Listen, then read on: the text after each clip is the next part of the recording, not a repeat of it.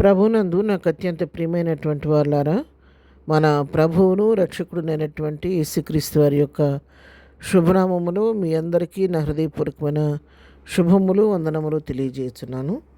ఉదయకాల సమయంలో దేవుని వాక్యాన్ని ధ్యానం చేసుకుందాము. ఈరోజు వాక్య ధ్యానము కొరకు మనం తీసుకున్నటువంటి లేఖన భాగము కీర్తన గ్రంథము 46వ కీర్తన మొదటి వచనం చదువుకుందాం.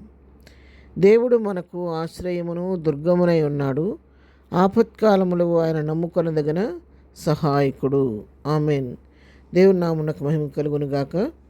మరి ఉదయకాల సమయంలో ప్రభు మనకి ఇచ్చినటువంటి శ్రేష్టమైనటువంటి వాక్య భాగాన్ని బట్టి దేవునికి అంత వందనస్తులమై ఉన్నాం.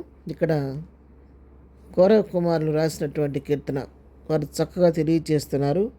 దేవుడు మనకు ఆశ్రయమును దుర్గమునై ఉన్నాడండి. అవును ప్రేర, మన దేవుడు మనకు ఆయన ఆశ్రయము, మనకు దుర్గము, మన కొండ, మన కోట, మన దాగుచోటు ఆయనే. దేవుడు ఎవరైతే దేవుని యందు నమ్మకం ఉంచుతారో, దేవుని పైన ఆధారపడతారో, దేవుని తమ సొంత రక్షకునిగా అంగీకరిస్తారో, దేవుని పైన ఆధారపట్ట నేర్చుకున్నటువంటి వారి జీవితంలో దేవుడు వారికి ఆశ్రయముగా ఉంటాడు. చాలామంది తమ సమస్యను ప్రభువుకు అప్పగించి ప్రభు దగ్గర నుంచి ఆ సమస్యకు పరిష్కారం పొందుకోవడానికి బదులు లోక సంబంధమైనటువంటి ఆలోచనలు చేస్తూ ఈ లోక అధికారుల యొద్దకు వెళుతుంటారు, లేక లోక మానవుల యొక్క సలహాలు తీసుకుంటూ ఉంటారు.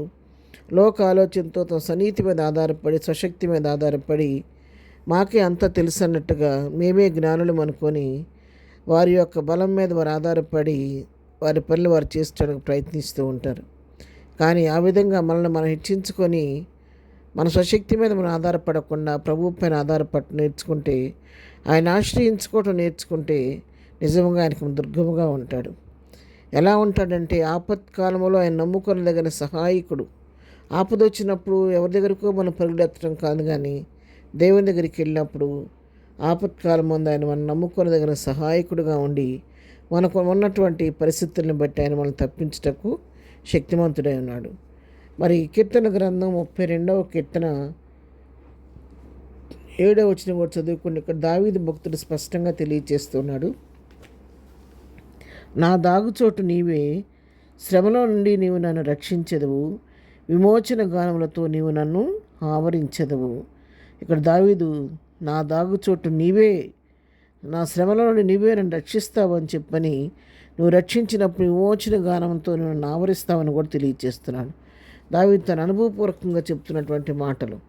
ఆయన శ్రమల నుంచి రక్షించే దేవుడు కానీ బాగా ఎరిగినటువంటి వ్యక్తిగా, నా దాగుచోటు నీవేనయ్యా, ఈ లోకంలో నాకు దాగటానికి ఏదైనా ఒక స్థలం ఉంది అంటే, నాకున్న పరిస్థితుల్లో, నాకు ఎదురైన పరిస్థితుల్లో, మరి మరణము నన్ను తరుముతూ వచ్చినప్పుడు కూడా నన్ను బ్రతికించింది నీవే, నా దాగుచోటు నీవేనని చెప్పని ధైర్యంగా చెప్పగలుగుతున్నాడు. ఎందుకంటే దావీదు అంతగా ప్రభు పైన ఆధారపడి ప్రభుని ఆశ్రయించిన వ్యక్తిగా మనం చూస్తున్నాం.